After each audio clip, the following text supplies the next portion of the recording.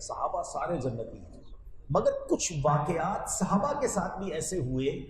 जो आने वालों के लिए बड़े सबक आमोज हुए। हजरत अलकमा रदी अल्लाह ताला, बड़े कमाल के सहाबी, बड़े इबादत गुजार सहाबी, उनके विसाल का वक्त करीब आ, तो उनकी जो ज़ौजा मोहतरमा थी, उन्होंने नबी पाक अलैहिस्सलाम की बारगाह में पैगाम भेजा कि हज़रत अलकमा रदी अल्लाह ताला अन्हु की आखिरी सांसें हैं, सकरात का आलम जिसको हम कहते हैं,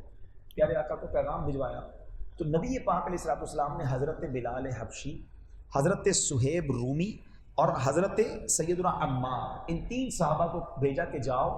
और अलकमा को कलमे की तलकीन करो।